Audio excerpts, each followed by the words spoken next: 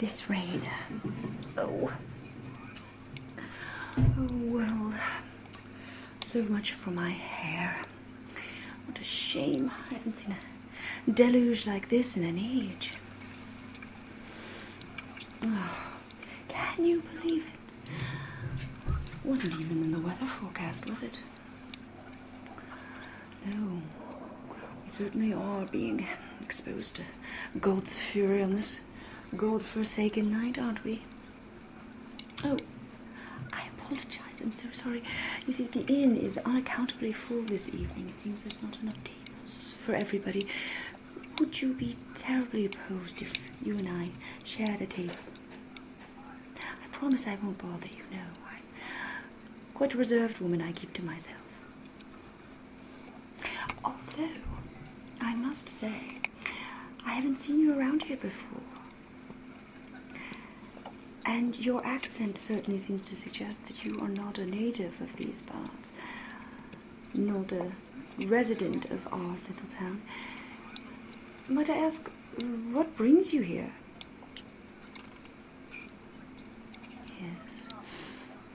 Yes. Well, you're not wrong. We do have a reputation, although not a good one, God knows. In fact, as you are doubtlessly aware, we have more disappearances per capita here in this town than anywhere else in the country. I think it's something like 25 in the past 5 years, if you can believe it. Oh, I see. That's what attracted you here. Well, aren't you a morbid sort? No criticism from me. I'm much the same way myself.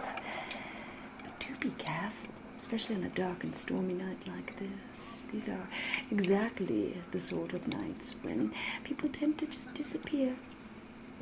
Yes. Listen, I hope you won't be too terribly offended if I propose a little icebreaker. You see, we don't often get outsiders here in our town, and I am simply fascinated to know what sort of person would intentionally journey here. Yes, I know it's a bit silly, but you see, I'm quite interested in palmistry. Don't laugh. I know. It's just a way to while away the time. Nothing to be taken seriously. All the same, I would be gratified if you would indulge me. Thank you. Let me see.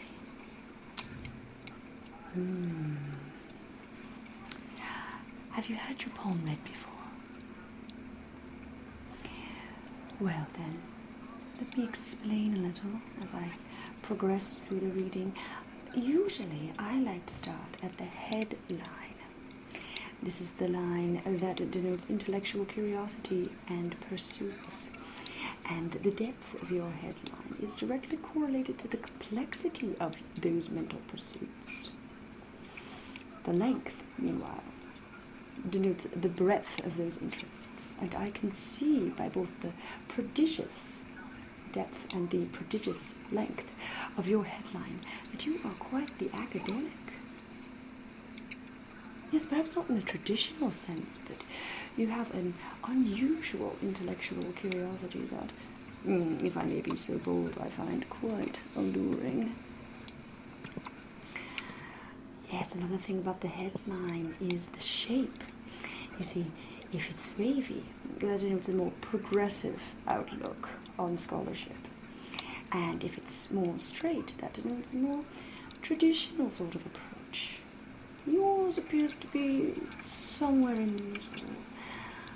Yes. You generally follow the academic orthodoxy, and yet you are not afraid to depart for it when the situation calls. You are something of a free thinker, it would appear. Wonderful. No, I like free thinkers. Next, we move on to the heart line, a favorite of mine. This governs romance, friendship, sexuality, and commitment. Yes, and the origin of the heart line has a good deal to say about your interpersonal orientation. If it is below your index finger, then that indicates contentedness in your relationships. If it is below your middle finger, on the other hand, that suggests restlessness.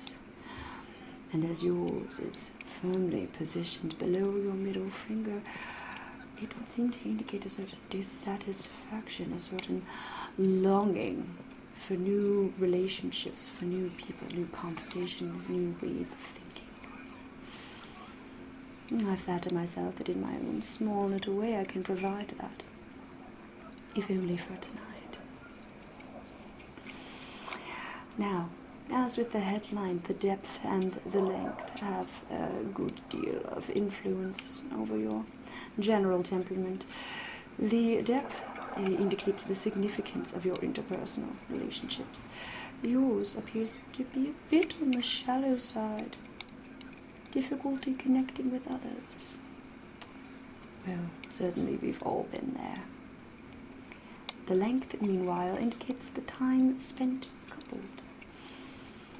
Yes, I see that you are not necessarily a stranger to close relationships, but that at present you are not so blessed as to be in one.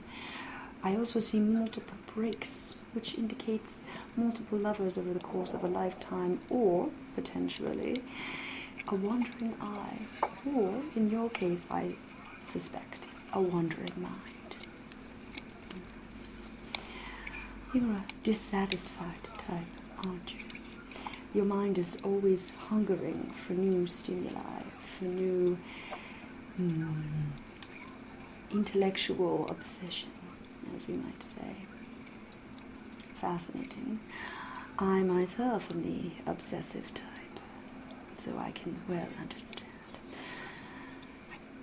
Well then, next we move on to your lifeline, which is, in your case, very short. Quite worryingly short, in fact. This is one of the shortest lifelines I've ever seen. In fact, looking at your lifeline, it seems to indicate that you are not long for this world. Oh dear. Very concerning indeed. Well, after all, as I said, it's just a way to while away the time, not to be taken seriously. I'm sure it's quite meaningless. There's no need to worry. Shall we have some wine? Yes, I bring my own. I'm afraid I'm a bit picky when it comes to the vintage and the source of my vino.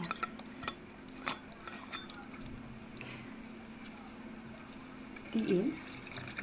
Oh no. They know me well around here. The inn lets me do as I wish, lets me drink as I wish. I've been coming here for many years. Many years. And they've yet to say a word to me about my habit of watering out of house.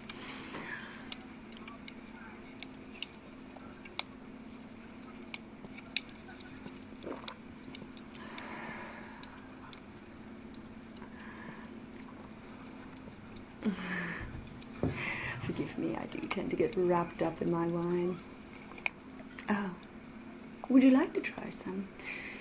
I'm afraid it might not be to your taste. You see, it has a certain metallic note to it. A bit of an acquired taste, I'm afraid. Well, if you insist, please.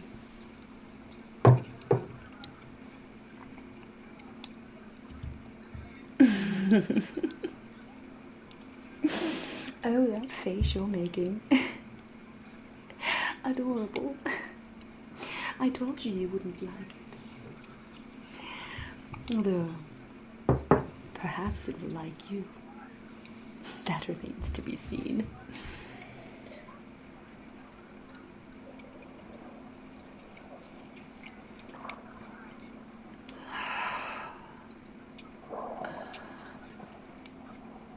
Yes, mine is a rather unique relationship with my drink.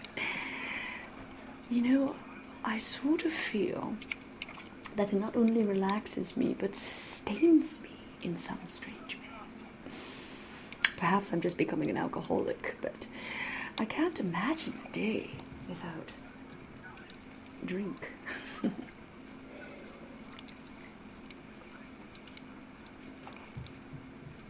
Now, if I might be still bolder, your poem spoke to me of an intellectual pursuit, and you yourself seemed to hint at an academic motive for visiting our little town.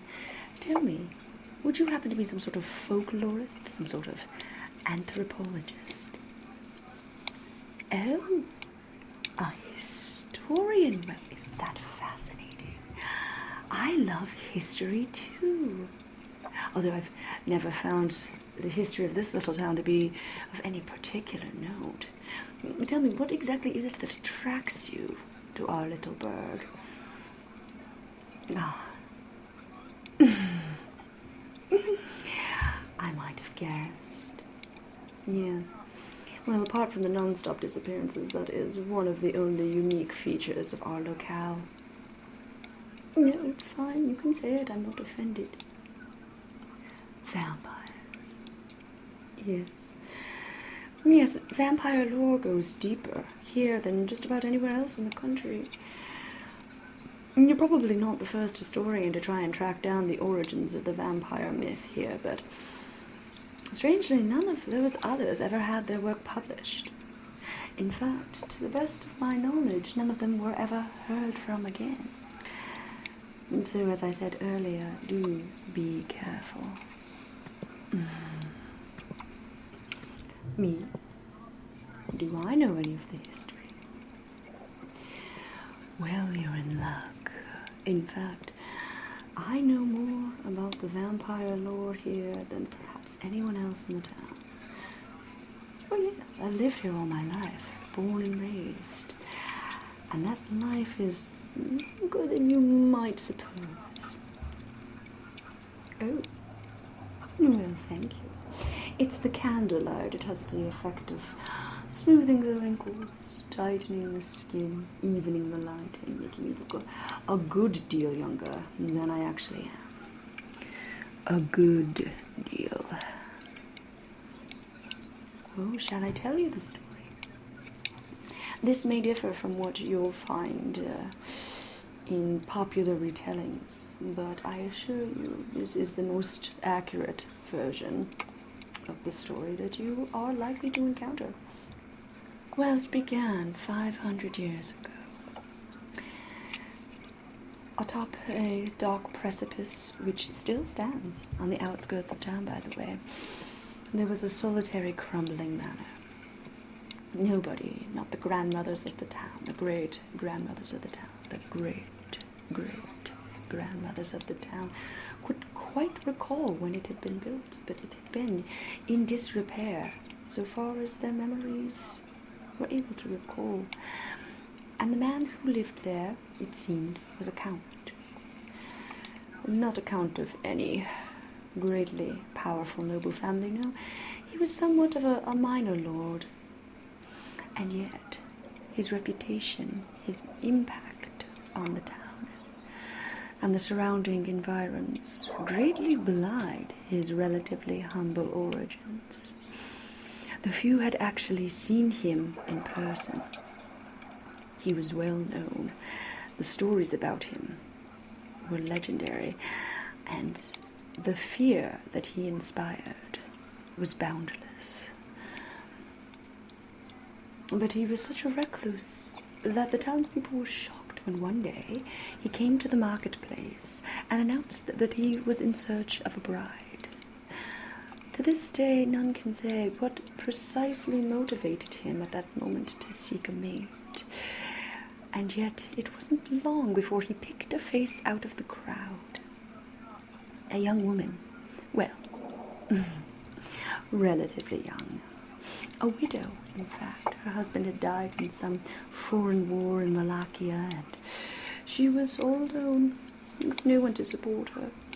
And so when he offered his hand in marriage, she could hardly refuse. It was a matter not only of her honor, not only of her survival, but that of her family as well. And initially, after their betrothal, the Count was exceedingly generous. He gave her family not only gold, but also livestock, crops, very fashionable dress. He built them a new manor home. He changed their fortunes dramatically. And in return, she was grateful. And if that gratitude did not extend to actual love, she can hardly be blamed, for she barely knew the man. When the two were wed, she moved with him to his manor, and occasionally she would go to visit her family in the new home that the Count had built for them. And she was happy. If not in love, then at least happy, very contented with her life. It was certainly better than penury and widowhood, which was all she'd had to look forward to previously. But as time went on, the Count grew possessive.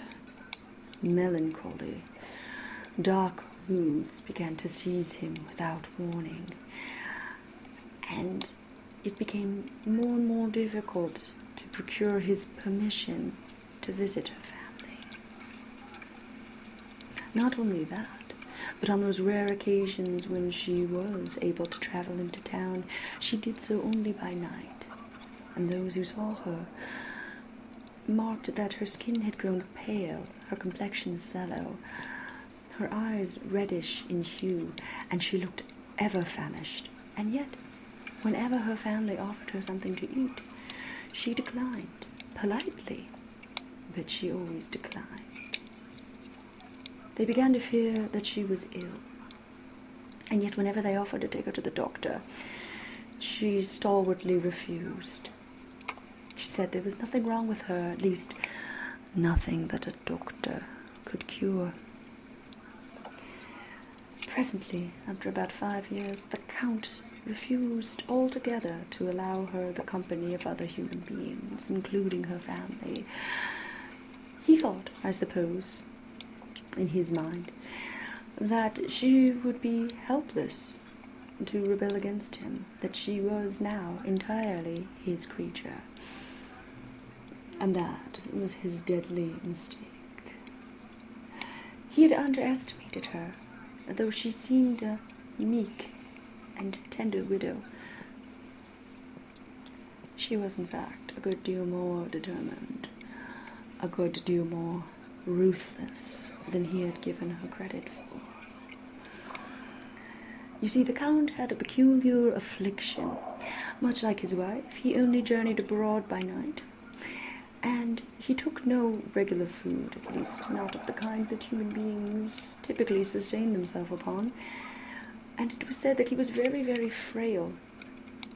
Yes, much more fragile health than his robust figure would seem to indicate.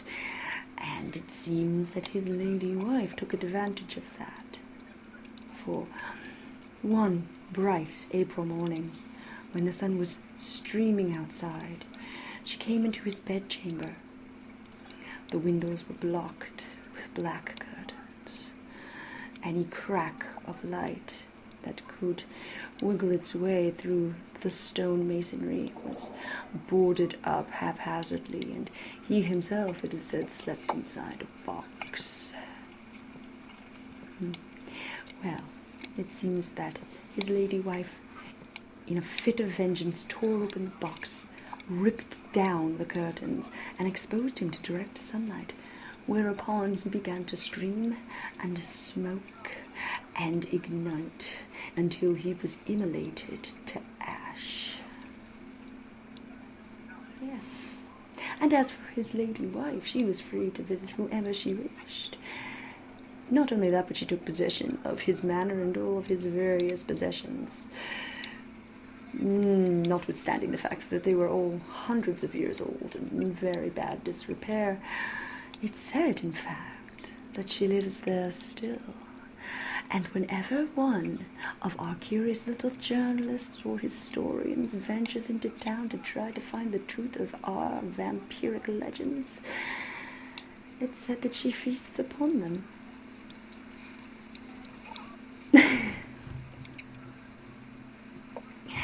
Yes, it's a silly tale. Yes, a child's fairy tale, really. Nobody in this day and age of science and progress would deign to give it even a modicum of credence. And I'm assuming that includes you. Yes, you're clever. Far, far too clever to believe in such fantasies.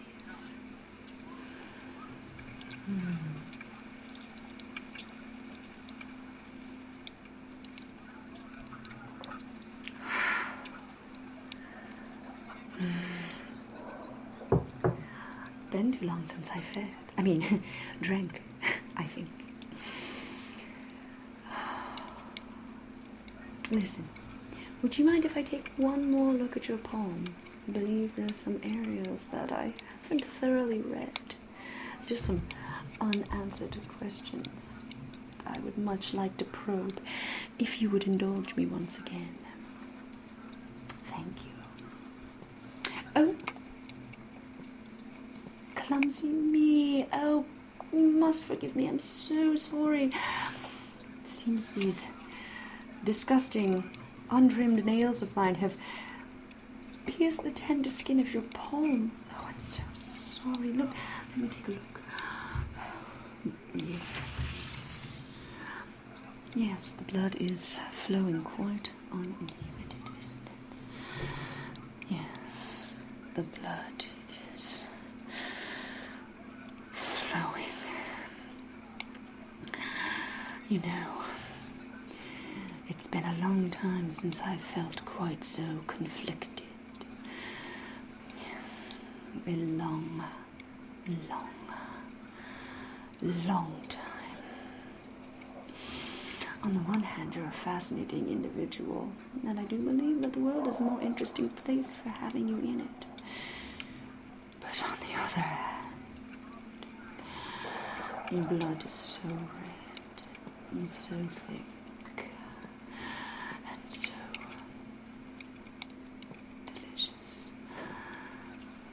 Did I say delicious? I'm sorry, what a vulgar way to describe it.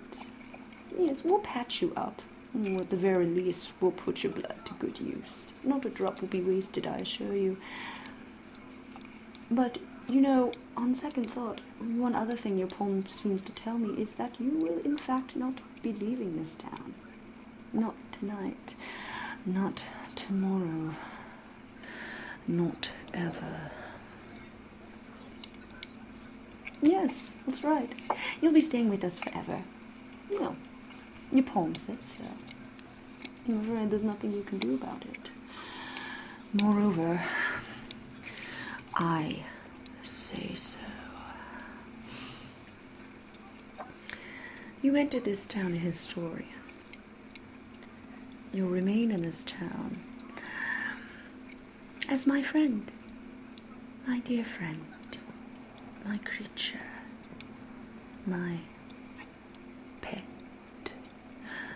Oh, the idea doesn't seem as disagreeable to you as I had feared. That's wonderful. So glad to hear it. You wanted to know the truth behind this town, and I will show you.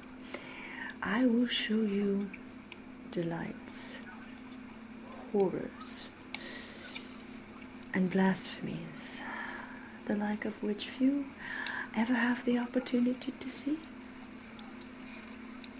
All but perhaps 25 people in the last 5 years.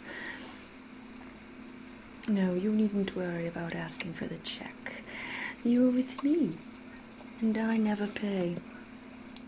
Nobody is brave enough to ask me to pay. Yes.